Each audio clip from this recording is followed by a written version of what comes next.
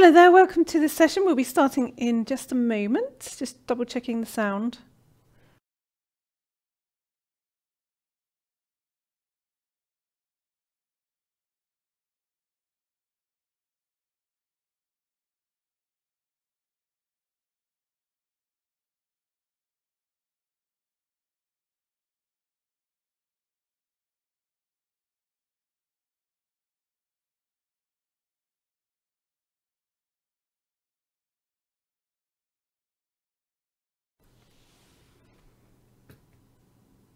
Hello there, if you can just type in and let me know that you can hear me just before we start.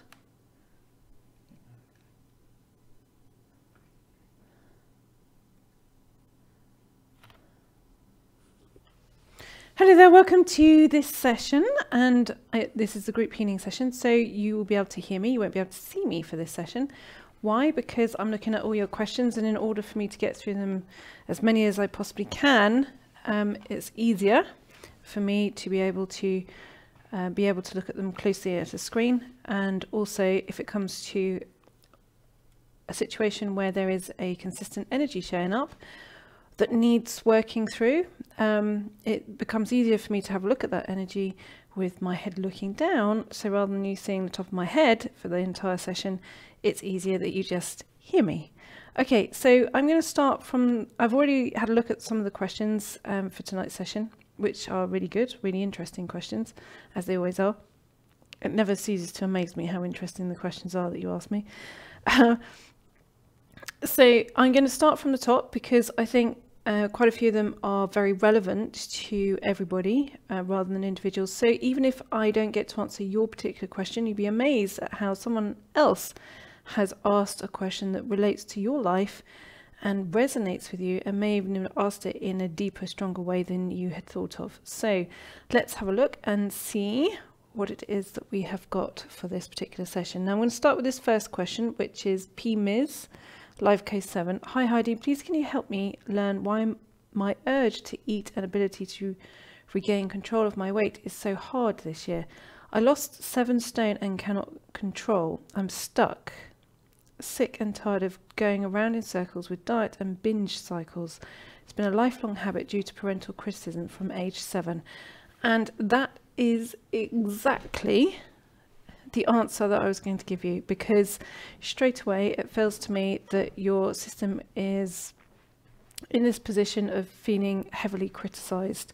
And so what happens is when you lose weight, and you're not the only one who's affected on this, I can tell you that now, as soon as you lose weight and people really begin to notice and go, wow, look at you, you look well, you look, you look great. All those kinds of comments means that you're more seen, and there's more chance that you will be criticized. And I know that doesn't seem logical to you as an adult, but that's how your system will read it. So it will go in those sort of binge starve cycles, literally, but also emotionally. So it will starve itself, feel starved of affection. Then when it feels affection, then it will binge in order to avoid the affection. I know that sounds very bizarre, but it's a ways and means of self-protection. So losing the weight and then putting it, so losing the weight is you, because that's what you feel that you want to do. Gaining the weight is the pattern, or the protection pattern, which is, if I lose weight and I'm seen and people start to notice this, I feel too seen, too exposed and too open to criticism, and that is too hard to manage. I can't go through that cycle again. So it feels like the exposed young child. And you say age 7 here, but I think it's actually younger than that. Well, actually, I think it probably started a bit earlier than that. Age 7 is more of that kind of age of reasoning, when you start to have your own mind and start to see yourself as not an extension of a parent. So you're more likely to notice it from age 7. But it's that, that kind of perfection type of thing. And I can't be perfect, so it's best to be really not perfect and be unseen, rather than some way to moving towards perfection, not being able to achieve it, and then being ripped to pieces over it. So how do you get yourself out of that cycle? It is about nurturing the vulnerability. So it's about noticing at which point it is in that binge starve cycle where you start to feel noticed, and that little child, the 7-year-old, starts to feel a little bit vulnerable and unprotected and a little bit exposed. And then when you start to notice that, start to communicate with it, and then you'll find it easier if you then start to go slower on the looking after yourself kind of pattern. I know it sounds a bit bizarre, but where you're taking care of your diet, but at the same time acknowledging that sometimes that you want to overindulge, and then asking the 7-year-old, why do I want to overindulge at the moment? And so it becomes a line of communication between the two of you. So you're not applying a pressure to yourself, which when you apply that pressure to yourself, it shuts off the communication of that 7-year-old. Okay, so you're not applying the pressure, but at the same time you're maintaining the two components. So the real you, who wants to lose the weight and feel healthier and lighter and more comfortable, because it feels it's natural to you to be very active, very kind of movable, very sort of active. And yet your body is saying, well, I haven't really got the body to be able to do that. And so it's a tough cycle, because you're thinking, oh, hang on, here I am, and here is my pattern. So rather than feel yourself in conflict, either going, oh, here I am, and then woof, smack into the pattern, is to get yourself and the pattern communicating. Okay, so it would then be, I think I can really certainly feel a slowing down of how the cycle goes. So the slowing down of, the massive looking after yourself, and then the massive overeating. So you are involving some of the habits that you would normally associate with overeating, but it's in a conscious way. Okay, if you're able to do that, I think you really start to find a middle ground, and one that you're comfortable with. Okay, I hope that helps. I'm not sure if you're on. Okay, I'll have a little look and see whether I can see if you're actually on, and just let me know if that makes sense. Okay, so Helena, hi Heidi, I've been hearing a person talking to me. It was on my right ear while I was sleeping at around 2:45 a.m. First was in a sentence that I can't remember, and the second was, hello, I'm scared because my religious teachings will instantly call it jinni work, that is evil. I think it's related to my vibration going higher, but still I'm scared, please help. Okay, so Helena, I remember years ago having the same kind of experience, and it made me jump out my skin, and it was probably about the same time. And it's at that kind of time in the morning, actually, yeah, it's about that time in the morning, when our system is quiet, or it's at its quietest, and our heart rate is at its lowest, and all that kind of stuff, and we're more vulnerable. Okay, so we're more vulnerable to all kinds of stuff, including, it's the vulnerability. It's the less of the protection mechanisms that are utilised in the rest of our life cycles. So it is you having access to different frequencies and different vibrations. Yes, I would say that that's exactly what it is that you're experiencing. It will calm down. It'll probably become more active before it calms down. But you really don't need to worry that it's anything dark or evil or anything like that, or you suddenly lost the plot. It is a component of increasing your frequency and increasing your vibration. Next time it happens, see if you can manage to say hello back and start to say, what do you want? Because quite often what it can be is, sometimes it can be, yes, earthbound people who haven't made a full transition over, sort of coming to say, hello, is there any help on offer here? Or it could actually be, which is more likely the case, which is the deeper layers of yourself communicating to you. So you can almost say, well, there's loads of evidence to suggest that we live in a multi-dimensional aspect. So there are other components of ourselves in terms of a consciousness that is more aware than obviously this one that we have in this physical universe. So you could say that you're fine-tuning your frequency and vibration to be able to cross-pollinate and cross-communicate some of those layers of the self. So yeah, I completely understand that you would be looking at this as something that was dark, but the fact that you are looking at it as that gives a very clear indication that it's not. Okay, so I suggest what you do, Elena, the next time it happens is say hello and see what kind of line of communication opens up. Okay, or to double check, you know, who is it? It'll say whether it's an extension of you or whether it's perhaps a little bit of a lost soul. Okay, but honestly, nothing to worry about, and I can't feel it as being something to worry about. Okay, so Beth, hello Heidi. For most of this year, my weight has been going up. I've had weight issues all my life, and a few years ago, when I almost died, my weight was dangerously low. I've gained weight since then, and it was at a healthy level, but this year it started going too much, and it's worrying me. I'm aware of my diet, and I don't eat sugar, caffeine, dairy, gluten, and refined carbs. I became vegan in February this year. Could you look into my energy and tell me if it's going up because of all my feelings of anxiety, shame, and fear? Or is there something else contributing to it? What can I do to stop it going up any higher? Thanks for your help. Okay, so it feels to me like your system has gone into a massive kind of inflammation cycle and a bloat. It feels like it's sort of feels pumped full of air more than gaining weight as such. I'm not sure that a vegan diet entirely suits you. I can feel, and I think that this may be the reason why the inflammation is climbing. I feel that your body is very low on B vitamins. And correct me if I'm wrong, but I think there's a lot of B vitamins are actually absorbed through meats and dairy kind of things. So it feels like you're very low in Bs.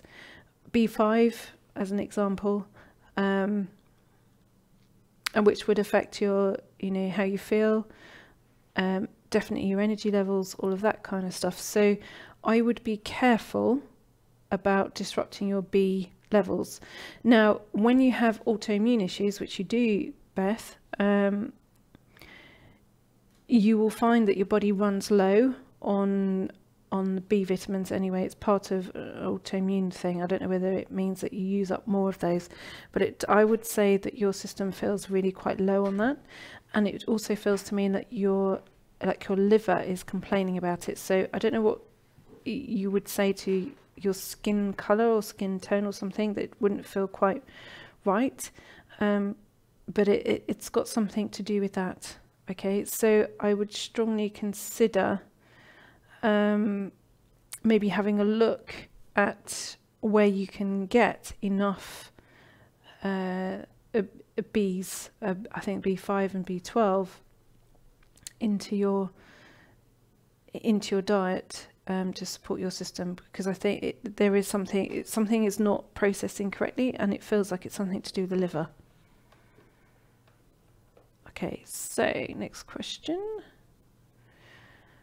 Pavla, hi Heidi, I've been experiencing strong pain in my lower back for about a week now. It almost feels like birth pains I've had when delivering my first baby. The flares are quite intense at times, that it stops my breath when it comes. Is there a connection with me feeling quite raw and insecure in my marriage lately? My loving and kind husband has been processing his own life and become quite distant. It all seems to have a full-blown triggered my old fears of abandonment and not being loved and lovable.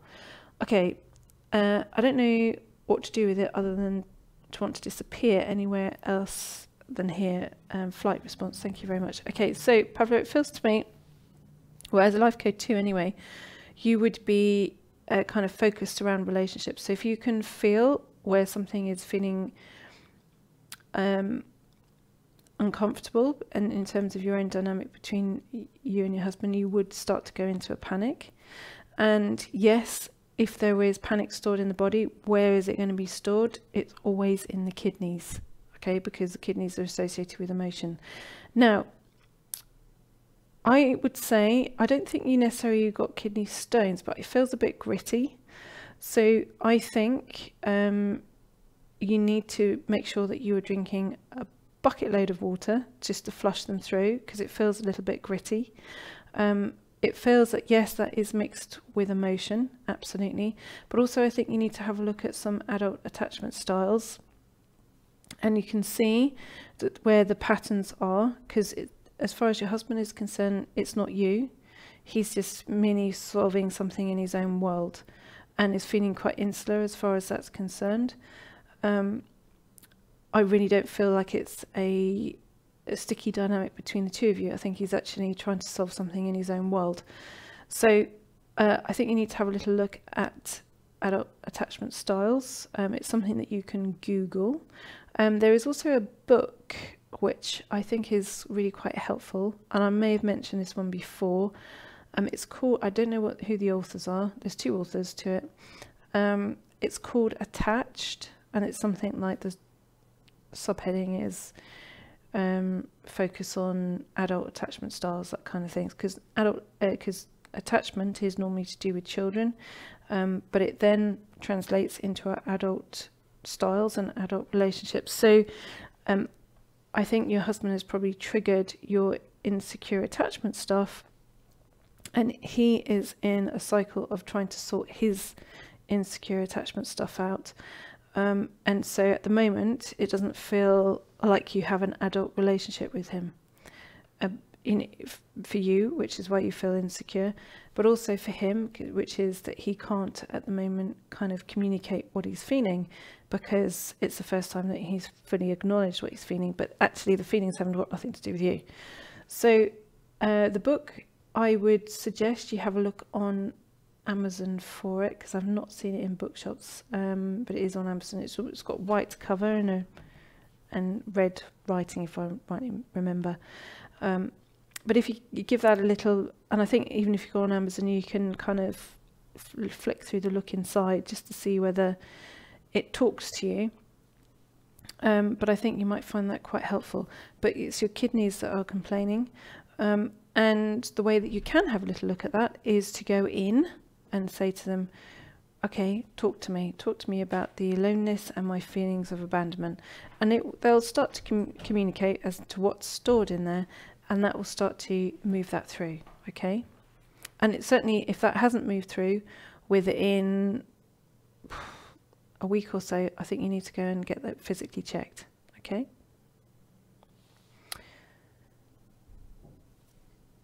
Okay, so next one.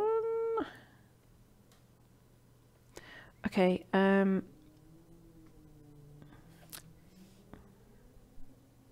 Marion, dear Heidi, I have recently realised that I am terrified of psychic energy, in particular seeing something or someone. This is very confusing because when I was a child, I was very psychic, and living in the real world was a nightmare.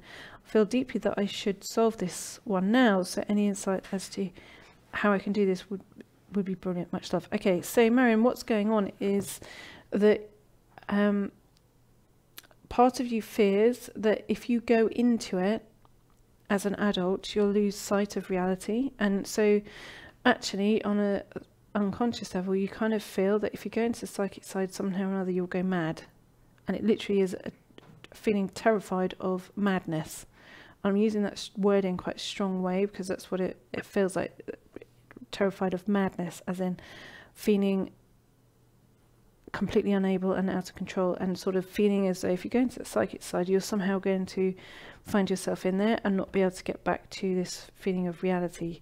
And I think partly that is because as a child, you partly used it as an escape mechanism. So you would go into that quite comfortably in order to escape reality. So the fear is now that if you go into that, you're going into it to escape reality and you won't be able to get back. Okay, so all it requires is a little tiny bit of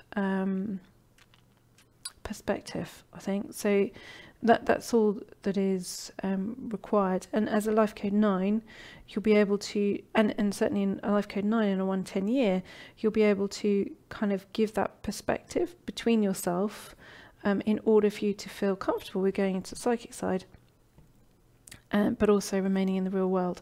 And then I think one of the ways to do that is to perhaps practice a little bit with tarot, to be honest. Or even not so much archetypes, because it feels like it needs to go a little bit more into your kind of creative side. So the card deck that I would recommend for that is the Shadowscapes, simply because it's quite soft, it's quite gentle, they're very nice to look at, and I think it will open up that dynamic between your child self and your adult self, so that you're no longer afraid of the psychic component. Okay, I think that it's the Shadowscapes one. In fact, the Shadowscapes one is one, because a lot of these tarot decks I'm not interested in at all. And the reason is because they're computer generated, they're soulless. There's no, it's just made by a designer, rather than actually that there is an energy in it. The Shadowscapes one is brilliant because each one has been hand drawn by the I can't remember her name, the artist who created them. They're all, so they all have an energy to them, and it's soft, it's gentle, and it's a kind frequency and a kind vibration. Some of the other decks are a little bit, kind of harsh to deal with as far as certain things are concerned. They've got a lot of symbolism in them, which suits some people. But the Shadowscapes one is, I think it really does suit sensitives. Okay, so if you think, well, I wouldn't mind a tarot deck to play around with, get that one.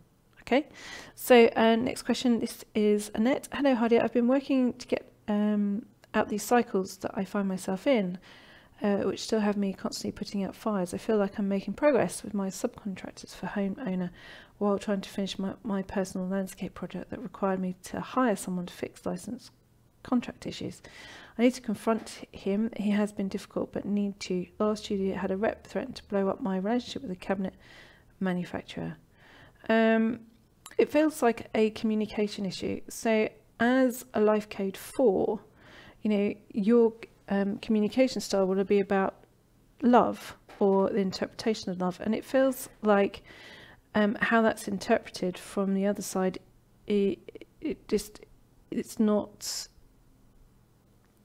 a mismatch of interaction and communication. So they feel somehow or another that you are insulting them, but you're not insulting them, if that makes sense. So which is why it becomes this kind of mismatch of communication styles. So how do you solve it? Let's see how you solve it. I think the easiest way to solve it, because also as Life Code 4s actually find it quite easy to look out through someone else's eyes. So it's almost as though if you step into their body and look out through their eyes and see what it is that they're trying to get across, or trying to communicate. Okay, so if you look out through their eyes and see you talking back to them, and see how they feel and how their body feels in terms of that interaction, and you will have some insight and into then thinking, oh, okay, this may be how I need to adjust my communication so that I feel more heard, rather than kind of pushed back on, because it feels like you keep hitting these things where you feel like there's a strong pushback rather than an interaction and a line of communication. Okay, so Laura, Life Code 8. Hi, Hadia, I'm feeling frustrated, held back. I then get angry with others because it feels like they are dictating the pace. I then feel shame of my intolerance. It feels impossible to solve. How can I release myself? Thanks, Laura. Okay, so Life Code 8 anyway, like to take things at their own pace. Okay, so you'd like to be able to, kind of pace how it is that you want to do something, and Life Code 8s also like to take their time over digesting things. So the reason that this is coming up, Laura, is because that wasn't allowed in your early life experience. That's what it feels to me, that you weren't allowed the time to digest and actually work out what it is that you felt about something. You weren't allowed that time to be able to do that. Okay, so and you not having allowed that time in order to be able to do that, it now becomes, when you need to do that, it almost sort of get stuck and you don't quite know how to, and it takes a little bit longer. So it feels then that everyone else has kind of continued without you, when in actual fact you're still placing things together. So the way I would look at it is, Laura, is to actually say to yourself, actually, I just take a little bit of time piecing things together. It's okay for other people to go at the pace that they need to go at, and when I'm ready, and when I'm good and ready, I'll catch up. Okay, and I don't think you'll then have a problem with sort of catching up, because it's almost as though you've got a bike rather than you having to run to catch up. But you're not using the bike. What you're doing is you're running along, pushing the bike with you rather than getting on it and pedaling it.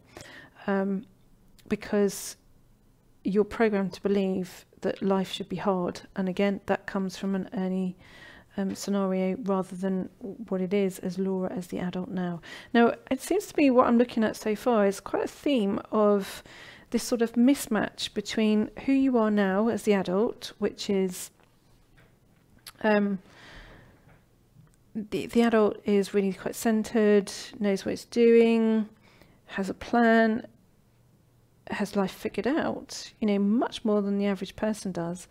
And then you've got this child component that's sort of gone off on, not on a different tangent, but it feels like it hasn't been, it feels to itself, oh, hang on a second, I haven't had this acknowledged, so I'm not sure I can allow this, for this capable adult to continue this path. And it's almost like they don't talk to each other. There's this sort of mismatch of communication. They feel like they're on different pathways, different directions, and all that kind of thing.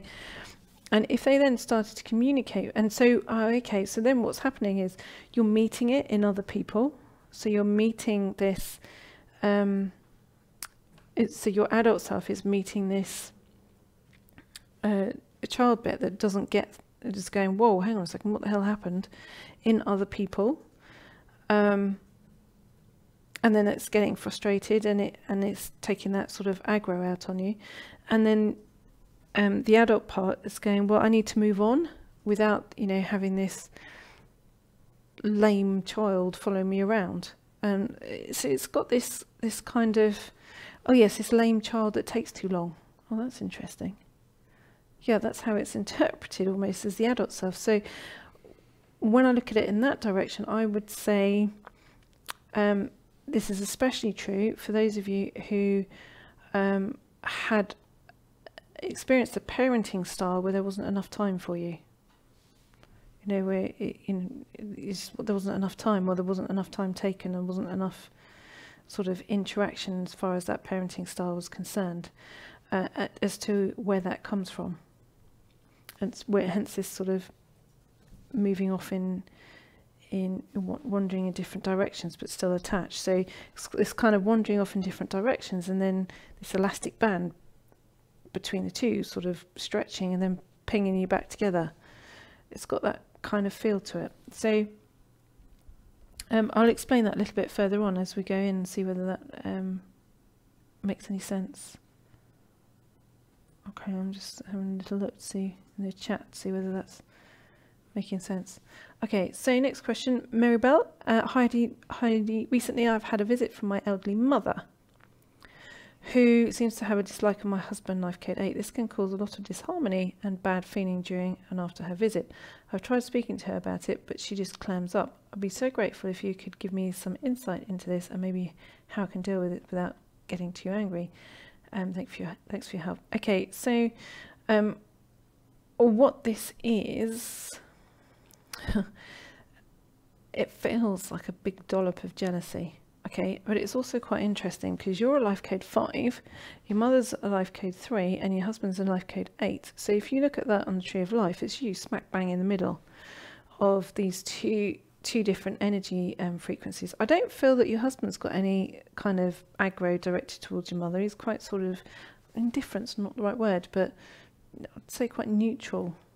Yeah. And whereas your mother, it feels to me like it's really quite tied in with jealousy. Like you're, you know, I'm the elder person and you're supposed to be yeah,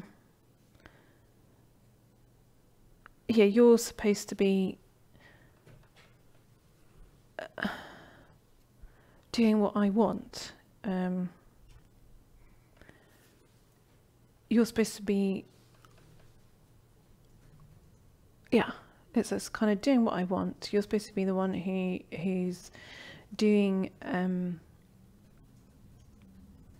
do what I want, and I'm the only one here, I'm the only one present, and so your husband takes attention away from me. So again, it's almost like I just said, with this, the child thing, kind of going, well, oh, hang on a second, I feel neglected here. And that's what your mother is. It's sort of feeling, well, I'm the child and I'm feeling neglected. It's got that kind of feel to it. So she can't answer you and goes all clams up because she hasn't actually got a good reason for disliking your husband. It's a jealousy, and she can't own it, and she doesn't even really know it's there, but it's quite childlike. So it's almost as though it's something to ignore rather than something to be upset about, other than, you know, if it becomes a direct issue or a direct impact, to say, actually, you know, like you would tell a child to say, well, hang on a second, no, you need to behave better, you know, what's your problem, and confront them on it. But it is, she's like, okay, she's an elderly woman, but actually her mind has almost reverted back to being this little child who wants attention. Okay, hopefully that makes sense to you. Right, so next one is Marina. Hi Heidi, enjoying Violet Flame sessions just to check my body health seems to be knocked down easy, and I'm not sure if this is about operating from my gentle vulnerability or it's something else. I'd like to feel healthier. Thank you very much. Okay, so it is about, I think it's about two things. I think it's about always being strong, and now all of a sudden feeling, you know, kind of this sort of line of vulnerability, and also a response to stress. So it's the two things as far as that's concerned. I don't think it's something to think, oh my God, I've got to change my life. Because in actual fact, I think it is as a result of changing your life. So this vulnerability and, you know, your health being a little bit more precious will teach you a great deal about life, the fragility of life, but also the taking care of things that are important to you. Okay, so I think it's actually, you know, a good lesson for you, Marina, and I think it'd be something that will continue to show itself over a period of time, and to take those learning curves in a very positive manner rather than see it as a weakness, because I think vulnerability in your family line has been seen as a distinct weakness, and all of a sudden actually experiencing it and understanding it, it will give you this sort of indication that actually it's a great strength. Okay, so I don't think it's definitely not something you need to fix, so to speak. Okay, so Soz, I've code 8. Hello, Heidi. I hope this goes through. Okay, at the moment, it seems that whenever I engage with women, whether friends, neighbours, groups, or even at my practice, it ends up in misunderstandings and hostility. I work continuously to resolve things in myself, but can't get to the bottom of this. Please can you support me in resolving this and see what is going on? With love and gratitude, Soraya. Okay, so what it is that you are, it's kind of like you're too honest. Oh no, that sounds a bit weird. But it's sort of, most people are desperately unaware. Okay, so they are, you know, really very, very unaware. And Soraya, your energy is very aware. And it's very aware of different things and different stuff, and it sort of feels like it comes forth. It kind of comes forth in quite a clear way, and it's almost as though it's not necessarily misunderstandings. It's kind of feeling sort of slightly taken aback and oh, because they're not aware enough of those particular things. So how do you solve it? It's a kind of pause before comment, and I think that comes as a as part of the development cycle. You start to go and think, oh, okay, is this supposed to come out, or should I pause? Are they someone who can interpret this, or is it something to leave alone? And I think that comes over time with experience. Okay, so I think that's simply all it is that you are very honest. It comes out as very honest, and sometimes people are not able to interpret that honesty. They can't cope with it. And so that's why it comes across as a misunderstanding. Okay. Okay. I think I pronounced this as Michelle or Michael. I'm not sure. Okay. Life code 8. Dear Heidi, I've been suffering from fibromyalgia for ages. I've recently started working very seriously towards clearing my body and soul from the very heavy emotional baggage I'm carrying, including my recovery. I understand it's part of the process, but things are getting so much harder, both physically and mentally. I would appreciate any insights or encouragement to help me continue the climbing. Okay, absolutely, as far as encouragement is concerned, because yes, for a period of time, it does feel like you're climbing through treacle. And I completely get, with the whole fibromyalgia thing, because certainly over the years, etc., where my body has, kind of worked towards clearing stuff out, in that time span between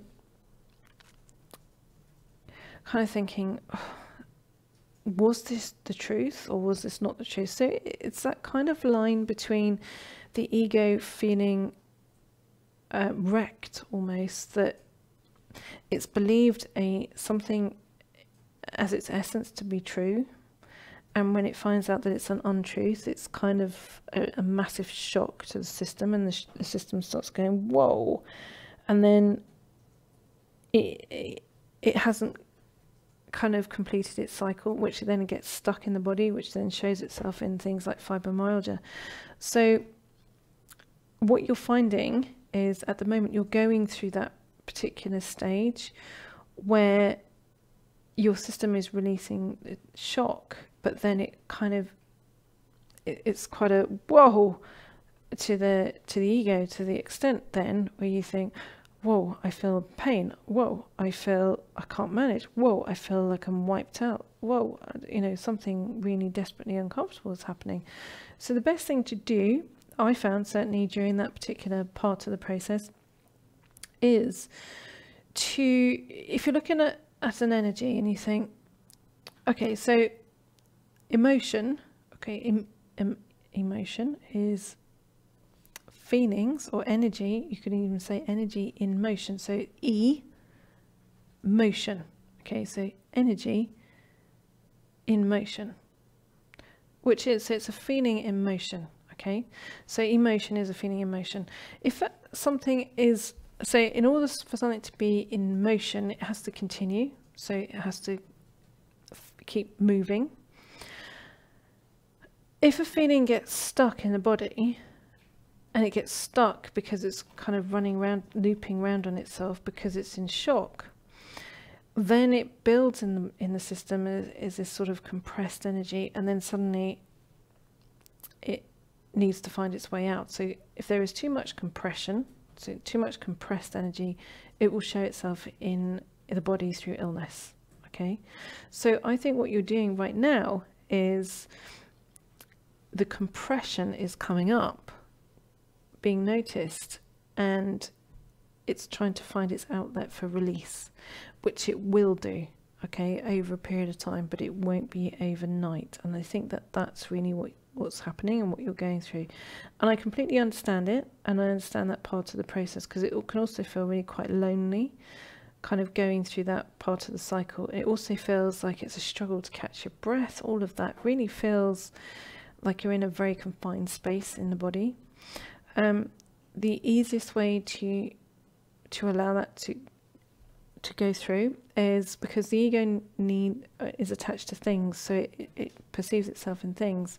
So what I think one of the easiest ways to let that go is to imagine a pencil in your hand.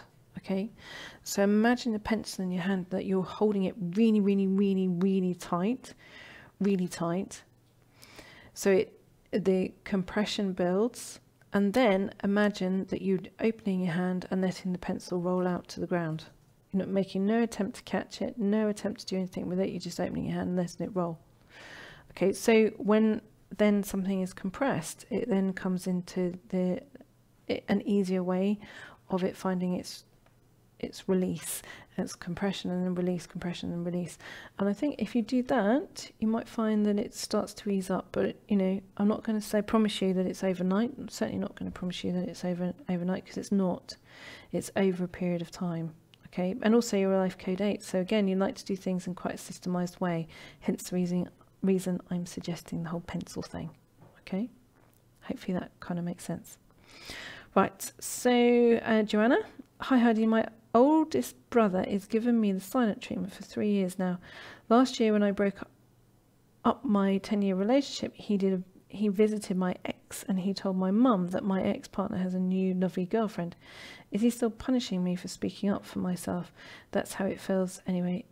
How do you let go of family members? It's hard to do because somehow I feel that letting go of family members is not done, and or feels like betraying a family line or something. Thank you, Heidi. Okay, so yes, Joanna, absolutely, it does. You know, when something has been dysfunctional, and it's everything, you'll find that everything that is dysfunctional is wrapped in secrecy.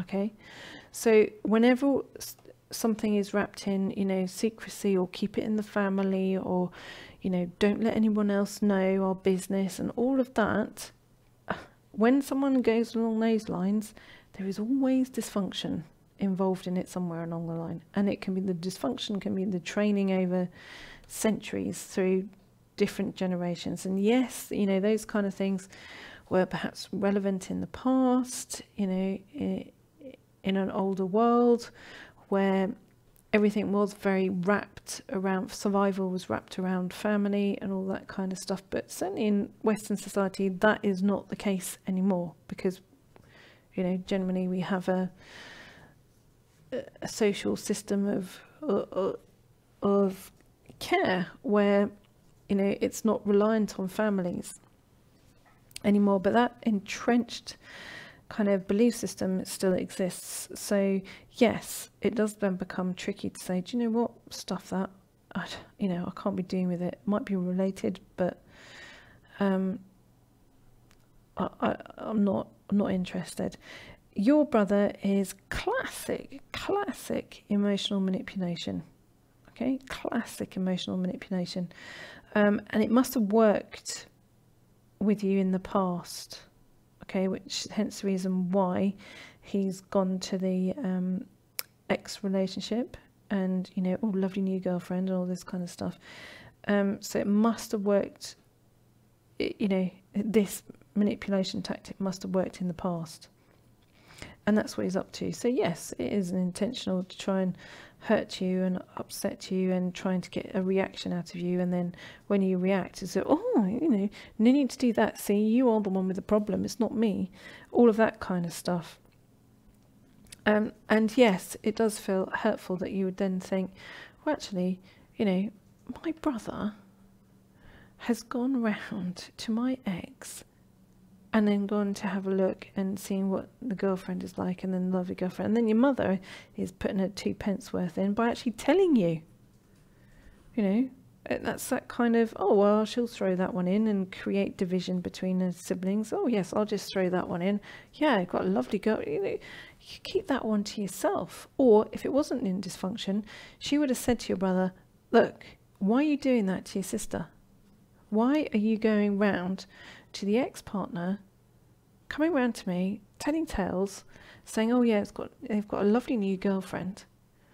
What do you want me to do with it? Do you want me to say that to your sister? that will hurt her feelings. What are you up to? Why are you doing this? You know, your mother didn't do that. She came straight to you and went, look what you lost. And look at how much division I'm creating between my two children. It makes me feel kind of special and the problem solver. So dysfunction lives there.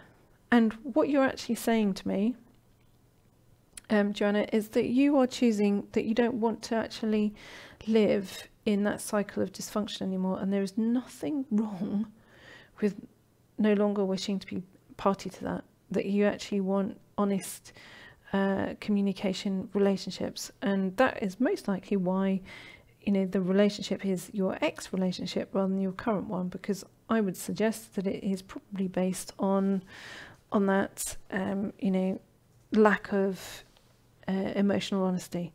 So in actual fact, I think, you know, you've been very brave. I think you're stepping up. Absolutely. I think you're stepping up. And I think what you're feeling right now is that this kind of confusion.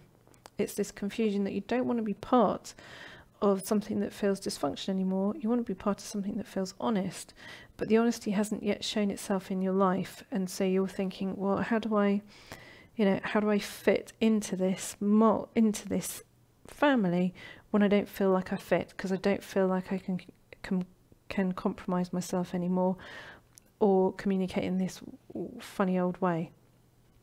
That's what you're actually saying. And I think you'll feel a lot more comfortable and things will feel a lot easier if you just say to yourself, do you know what? The way I want it to be isn't unreasonable. The way I want to interact in relationships in my life, with emotional honesty, no emotional manipulation, just who I am, isn't unreasonable. And actually, I'm going to hold out for that quality of relationship. And I think you should, Joanna, and I think good on you. You know, good on you that actually that's where you're heading. And I think, you know, that is where a lot of you are, or that's what a lot of you are feeling. Okay, you're feeling that, you're thinking, hang on a second, I want decent, honest lines of interaction and communication. So why am I getting myself caught around these sticky old things that I don't want to be around anymore? And why am I being the one made to feel like I'm guilty or bad or whatever by not wanting to be around it anymore? That's what I can feel. Okay, so type in and just let me know if that makes sense, because I think I might do a little bit of a process around that. Say, do you know what? It's okay. It's okay to want something of a high quality, high value, and actually that you don't want to be part of dysfunction anymore. Let's see what you think to that. Let's see whether that resonates and it's something that you want to go, you know, you want to go into and do. Because yeah, I completely get it. I completely get it that it's scary. That it's scary to do that. It's scary to think that. It's scary to move on when other people don't. I get that. You know, I really do understand it. I'll give you an example. Okay, this is a classic example. Each year, okay, my eldest son is he's a teenager this week, which is all a bit scary. He's a teenager this week, and each year, as most of you are fully aware, I don't have any interaction with my parents are still alive, but I don't have any interaction with them. But each year, my youngest son doesn't get any lines of communication, but my eldest one does. And my eldest one does because he was involved in their lives for the first 8 years of his life. Okay, so each year, since I've had absolutely no interaction, he gets a card with this, normally with a note in it, but this year, which is mildly amusing me, it's minus the card. He's just got this note, And this note is, and I read it through. I don't give it to him to read through because it's really, it's so full of dysfunction. It's really not appropriate for a child to be opening or expected to read at all. And I opened this year's one. I thought, oh, what's this year's delights going to be? And I read it and I looked at it and I thought, oh my God, my mother is completely and utterly stuck in a loop that is years old. It's a years old loop. It's a loop that she's going round and round in, and this note is full of this loop, and I looked at it and thought, whoa, that's an uncomfortable place to be in. That is one loop for anyone is really, really? Gosh, and then it went through my mind, I am so lucky, so lucky that I chose in my life a long time ago to not follow those loops, to step outside of that. And every single one of you has done that, done exactly the same as what I did. You've stepped outside of a loop. And what you're feeling in lots of these questions is, why am I being punished for wanting to step outside of a loop that doesn't work, that is dysfunctional? Why am I being punished for it? Why do people want me to step back into that loop? Can they not see? Surely they want to move out of that loop. And what I'm actually saying is that I've got absolutely no intention of, trying to convince my mother out of her loop, because there'd be absolutely no point. Why? Because people in those kind of lines of doing things, all they want to do is they want to pull you back into something that suits them. Okay? They don't want to grow. They just want to be stuck in an old kind of thing that doesn't suit them and doesn't suit anyone else. Okay? But that's what they think is how it is. They just think, well, that's how it is. And yes, absolutely, I completely get it.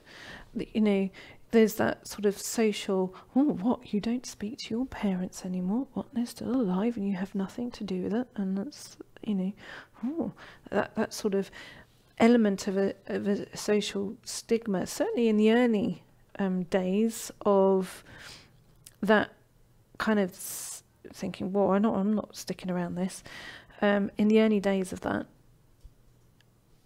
But you'd be amazed how, when the self-acceptance comes, actually, when people say, or, what about your parents or whatever, and I say, well, actually, I didn't have anything to do with them, because I have no energy attached to it. No one can attach an energy of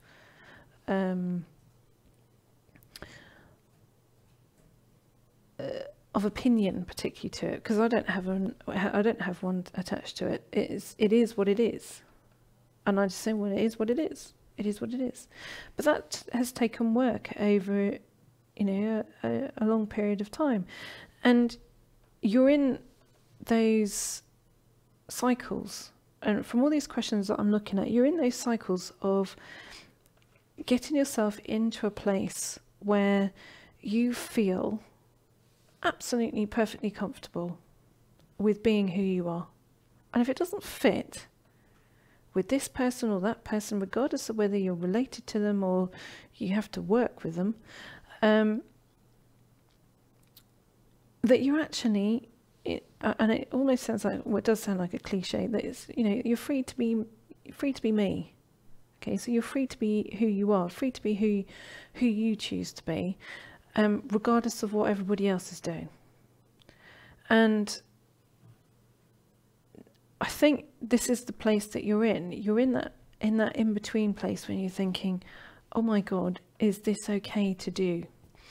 And it's showing in different formats. So some of you are asking about, your own relationship dynamics. Some of you are asking about how you're feeling and your energy levels. Some of you are asking about family dynamics and interactions and that kind of level of unreasonableness. Some of you are asking about work, and you're saying, you know, questions like, I want to do this, why isn't it working for me? Why isn't it doing this one? Because I can tell you exactly why it's not working for you. It's because you're not yet in that space where you think it's acceptable. Okay, so you're not yet in that space of saying, well, actually, who I am and what I want to do and what I am doing is perfectly acceptable to me. And you might think, well, actually, no, I really do, Heidi. But there will be a part of you that thinks, it's not quite accepted. And which is why it's not quite working. So you're making that transition into that sort of new world of who you are, rather than the old world of who you're supposed to be constructed as. Okay? And I get it. I absolutely get it. In that in-between space, it feels like a flipping scary world because there's no one that you recognise. You look around and go, oh, I don't recognise you. I don't recognise you. And I've got all this hostility going on around me saying, well, what the rude word are you doing? You need to be getting back into this, you know, groove of what we understand, and what you're doing off out there, because then if you're off out there, that means I have to question who I am, and I don't like questioning who I am. So what do you think you're doing? Get back in here. And we've been programmed over generations to get back in there and do as you're told, and get back into that groove and get back into that line of what is perceived as being acceptable. Okay, so let me just have a little look and what you're saying about that, because I've been off on my soapbox for a bit. Let's have a little look. Right, okay, so generally, absolutely, you know, you can feel that, you understand that. Okay. And you can't save people from their loops. Believe me, you know, I played that game for a long, long time, and it makes you ill. I tell you that. You know, those of you who've got fibromyalgia, those of you who've got inflammatory illnesses, that you've got, you know, your immune system's grumbling, all of that kind of stuff. That's when you've tried to, I can tell you now why you have that. It's where you've tried to save people from their loops. Okay? And that can be parental over a long period of time. You know, the first questions that we're looking at around, you know, why can't I lose my weight? Because of parental criticism, because of their loop, that you can't be who you are. You know, so every time you try and do it, you then find yourself, well, am I allowed this, or do I have to go back to the loop? All of this, it's, am I allowed, or do I have to go back to the loop? Will I be completely removed from this world if I don't go back in this loop? And there's a bigger part of you that's saying, I cannot go back in that loop. And that is it's that dilemma, and it's that kind of place where you're in, you're going, oh, I cannot go back into that loop. I cannot compromise myself. I cannot go back into that groove. But there is a massive amount of pressure to do that. And whether that's real or imagined, it's there. Okay? That's what you're saying it as. So, I think what we need to do is, let me just have a little look at what you're saying here, is do a process to go back in, go inside and say, do you know what? I've got permission. Because I choose permission to not get involved in people's loops. Let's have a little look.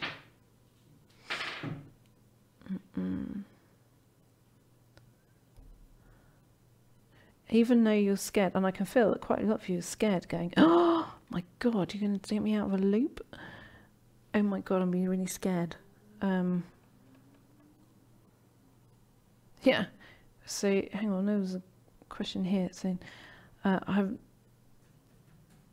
met my cousin on a physical level, it was fine, but my body gave a huge sigh of relief when she left. An energy level, we don't match. We never match. Body showed me other signs as well. Absolutely. It's saying that I don't fit in that groove. So Anna, Hadia, I recently travelled back to California, where I was put in that position. I'm happy to report that they weren't able to get me caught up in their games. Yay for me. Yeah, brilliant, brilliant, brilliant, brilliant. Okay, so,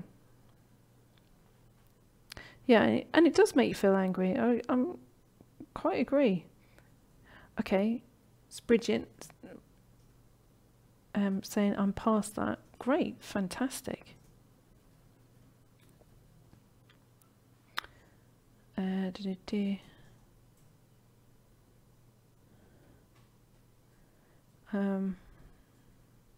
Yeah, so my mum is in a loop, and each time I save her, she turns her back on me. Yeah, well, again, it's that it's part of a game. It's part of an, you know, where the essence of a lot of human communications come down to game playing and manipulation, because people can't just be honest, can't be emotionally honest.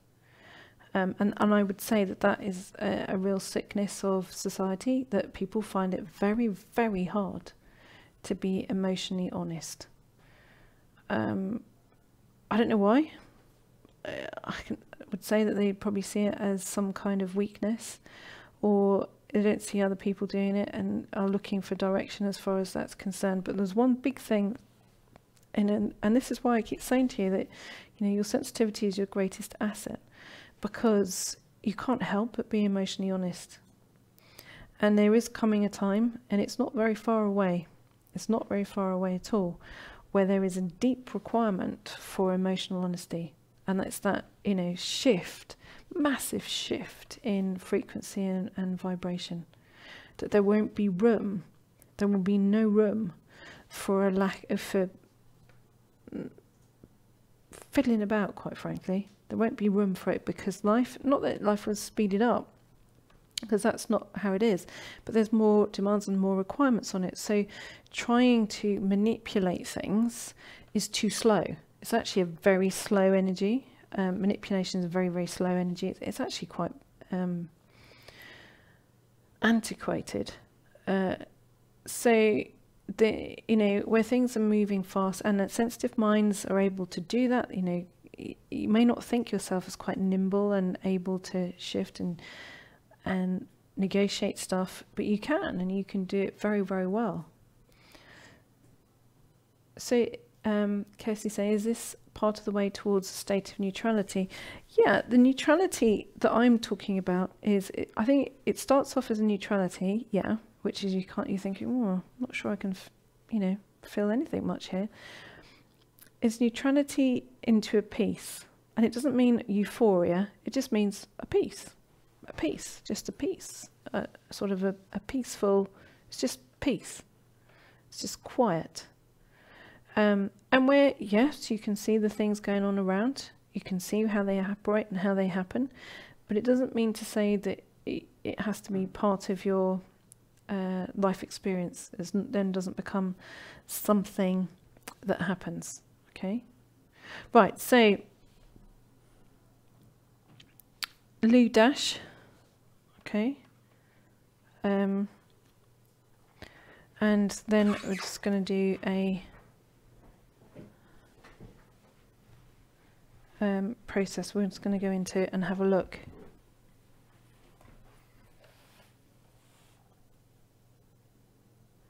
Okay. Okay. Right. Righty-ho. So let me just, whilst you're doing Lou Dash, because I just saw on there someone saying, can I have a Lou Dash, please? Let's see what else you got on here.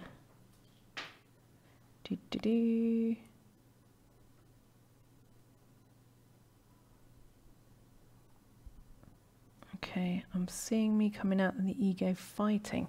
That's interesting. Yeah, because if you think about it, okay, so when you see the ego fighting, so when the ego is fighting, okay, it's almost part of the ego is part of your constructed world. So you could say that that is what we've seen, you know, what we've constructed from what we've seen as part of life experience, or what we've inherited, all of that kind of stuff. It's what we've seen, it's constructed. And so if it feels like its construction is under threat, then it fears for survival. So it tries, and that's where it tries to keep things the same. So you could say that that's also a collective ego. So you could say that we could have, let's say if we could, you could say it's a ball inside a ball. Okay, so you could say that the ego is a ball inside a ball. So that ball is a dense ball, like let's say a ball bearing inside a clear plastic ball. You could say that that's the ego, that it's in there, that it's heavy, it's thick, and it's all of that kind of stuff. So if it feels rattled around a bit, it feels that maybe it will fall out and it won't be inside that bigger ball anymore. And you know, people's grooves and when the loops that they get stuck in, that's where it's tied in, that's that fear. So as we begin to step out of our own loop and think, oh, actually, I can't be doing with it, doesn't mean to say that the ego disappears, because it is a construct that is part of the physical world. But at the same time, you know, where the ego is no longer frightened, it means that you have access to that bigger ball, the clear plastic one, rather than the little ball bearing in the middle. So yeah, the ego does fight, and you know, no matter how well trained someone's ego is over however long a period of time, yeah, of course it's going to fight. It's normal for it to fight. But at the same time, you don't want to be, you know, trying to solve your own and everybody else's. It gets very, very tiring, especially in family dynamics, incredibly tiring. And I would actually say, to be absolutely honest with you, you know, as vast majority of you know, I have multiple autoimmune disease, loads of different things, which will never go away, but are perfectly manageable now. And they were perfectly manageable when I decided to, you know, no longer get into those grooves, that it wasn't productive.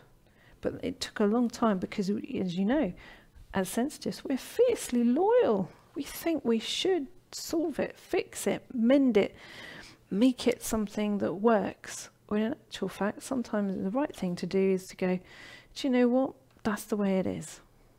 Okay, so you've had a loo break. Oh.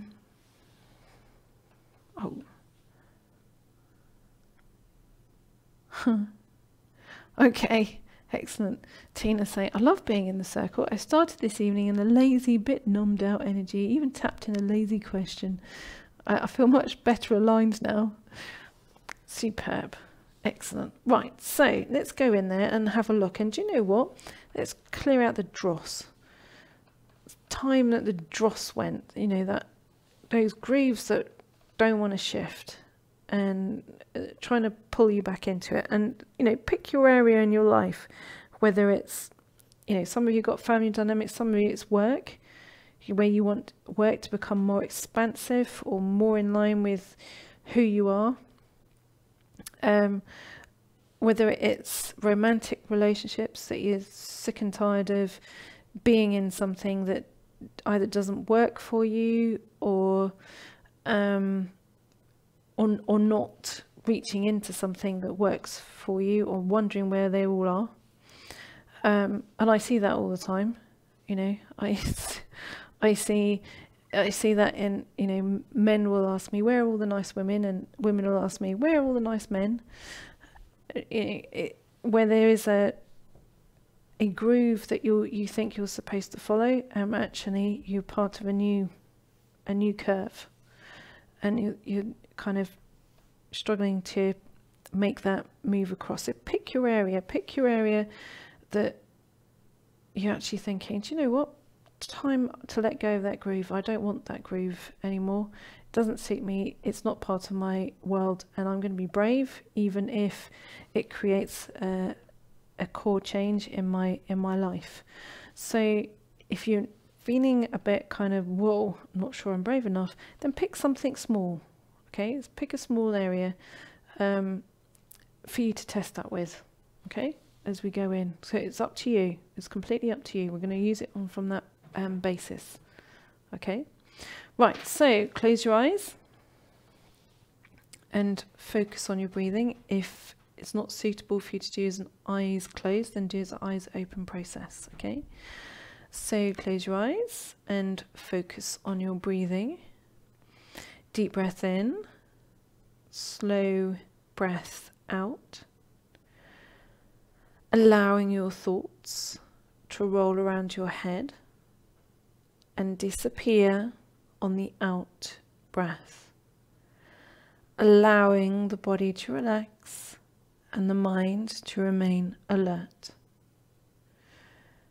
On the next in-breath, take your attention to the base chakra, breathing in through the base, up the internal tube and out through the crown. In through the base, up the internal tube and out through the crown. On the next in-breath, feel your awareness being drawn in through the solar plexus, and feel yourself in the internal corridor. If you can't see, then sense. Sense your awareness moving in to your internal space. And in this space, in the solar plexus, begin to feel a source of anxiety. Whether anxiety shows in a feeling or it shows in a numbness, just allow yourself to start to feel a source of anxiety.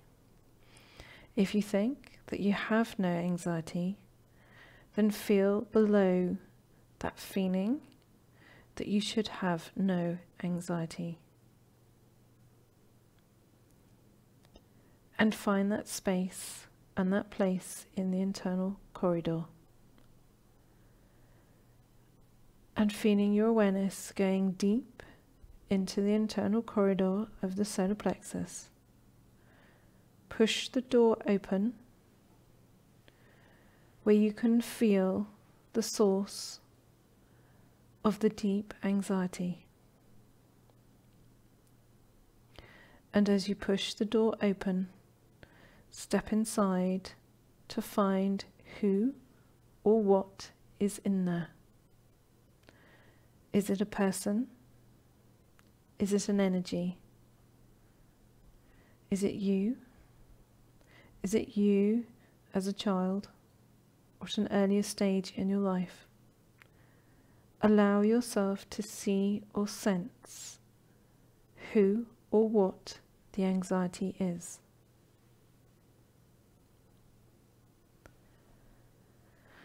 And notice in this space if there's more than one thing or person in there, and how far through the line this energy goes. For in this room, in this space, is the energy of you fearing that you've come off track, that you've gone outside of what's gone before. In this space is the ego's panic. Allow yourself to see or sense what it looks or feels like.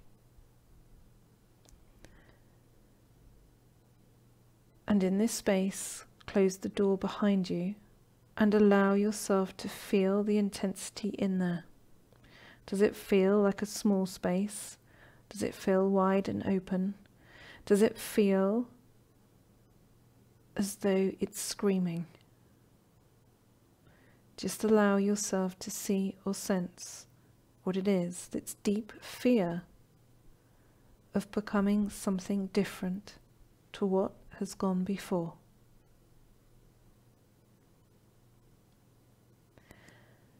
And in this space, now begin to feel the connection to the throat chakra, the fear of communication, the fear of communicating into the world who you really are. That somehow or another it will be torn down, shredded, or left.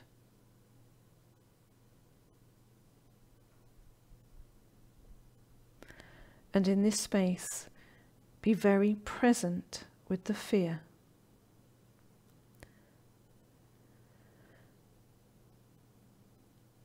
And noticing and breathing through it, realizing that if you stay with the fear until it's moved all the way through, that fear is actually just an energy. It is something that doesn't hold. It's something that passes through.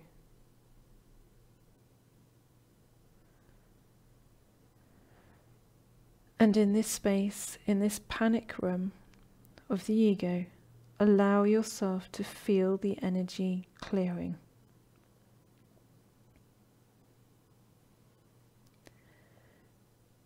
And give yourself permission to enter a new space.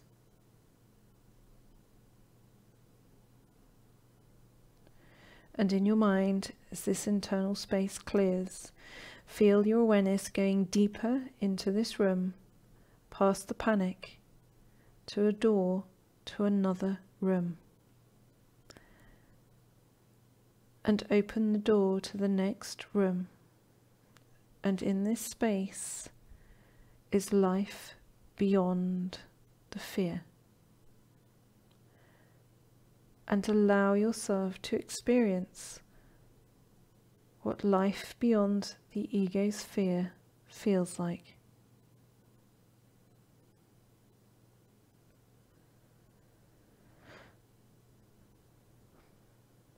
And in this space, feel the ego come in there with you,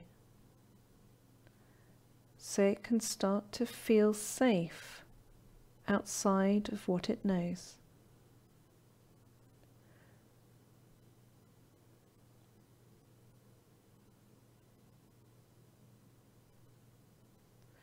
And in this space, begin to see or sense what is due in life to come towards you that is beyond your ego's fear.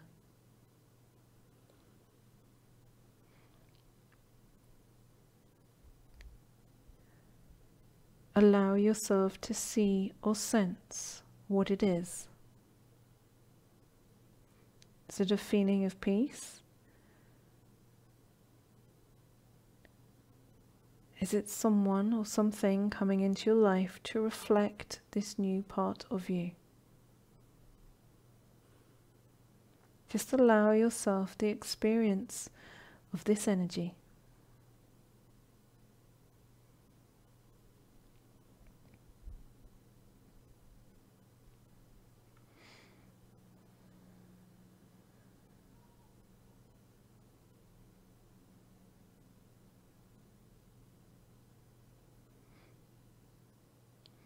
And now, in your mind, leaving this room, go back out into the space of the ego's panic room and allow yourself to see or sense, even if it's for a moment, the stillness in there.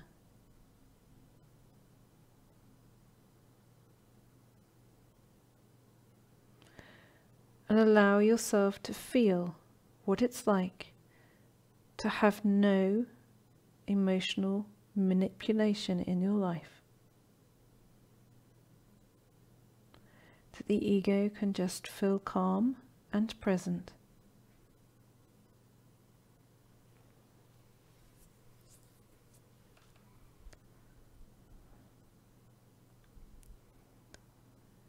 and passing through this room, making your way back out into the corridor of the solar plexus. Begin your journey back to your physical world.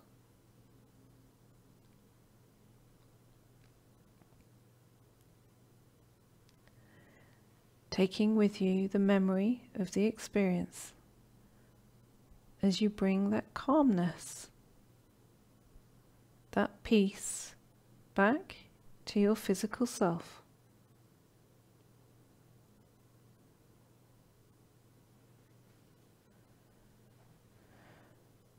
And from the solar plexus,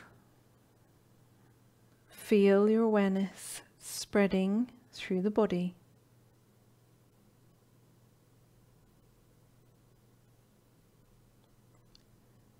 And focusing on your breathing, throwing roots out from the bottom of your feet, planting them deep into the earth. Feel the expansion right the way through the body. Feel your energy system as weightless and present.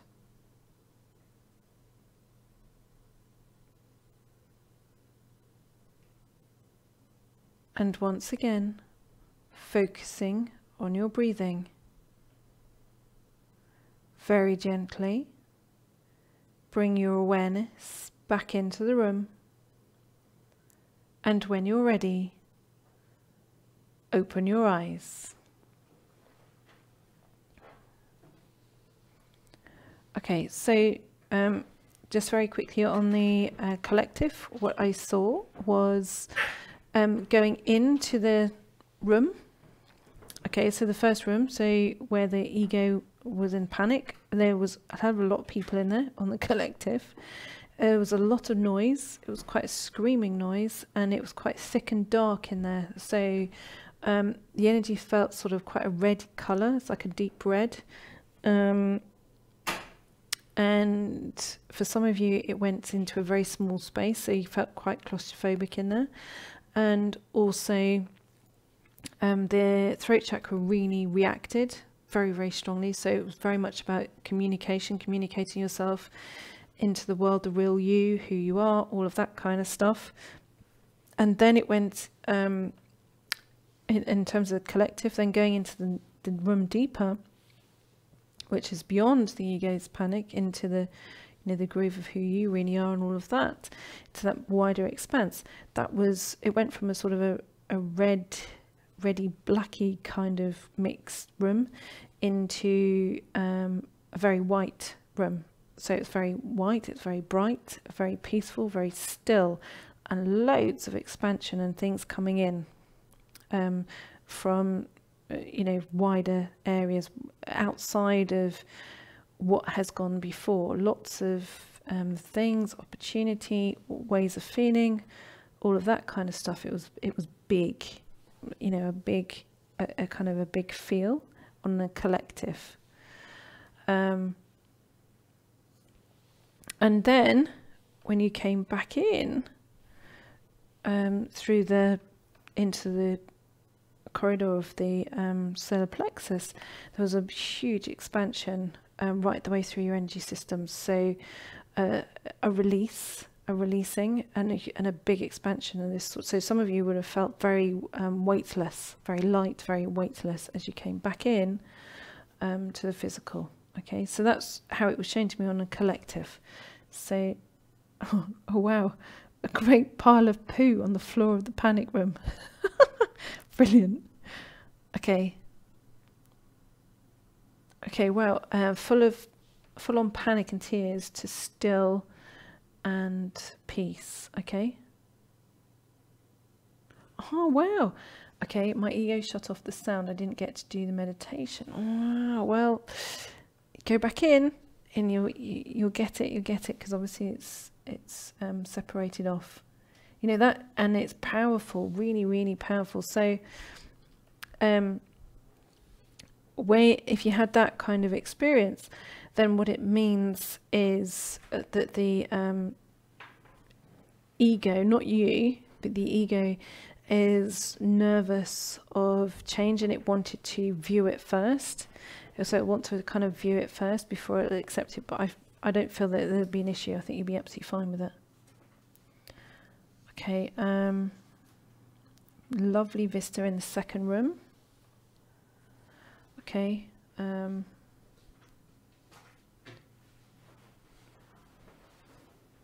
I was just having a quick check to see that you're all okay. Oh wow, that's good. I had a mass of black strings swirling and screaming, and then it turned to dust. Excellent. Yeah, because if something is, you know, it's black and it's string and it's stringy, it feels uncontrollable, that you can't do anything about it because it's not mass, it's sort of stringy and it's movable. So yes, that would be, you know, that would feel like quite a strong panic. Yeah. Okay. A big issue about giving myself permission to shift, yeah, and be myself. That is great because that's honest.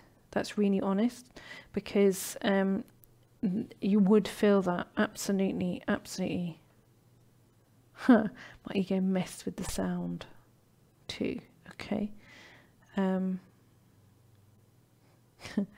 been struggling with dust from constructions outside my window. Timing was perfect. Okay, brilliant. Excellent. So, you know, go back in and do it again, because it will be stronger the second time. So, you know, you'll find then that the ego kind of panic room will be easier to go through. And the second room, you'll get more of a feel for what's due to come in or due to change. You can also use that.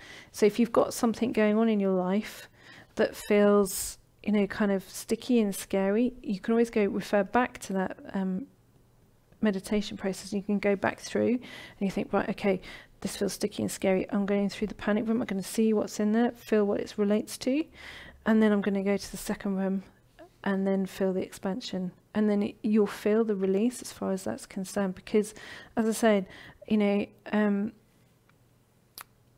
the ego experiences emotion, so energy in motion, so feelings in motion, but sometimes it loops, and it loops round and round and round, and sometimes the actual release, it's just actually seeing what it means. What is it? Because the practical things in life are actually much easier to deal with than the feelings that we associate with them.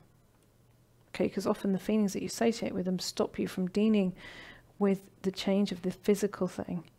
So, you know, if you're going in and looking at it from the emotion standpoint, and then being able to work backwards from that, you will find that things that you need to kind of sort out or solve will start to get really quite, you know, more comfortable. So absolutely, as I always say, but, you know, especially so with this one, go back in and do it again, especially when you feel something's a bit tricky.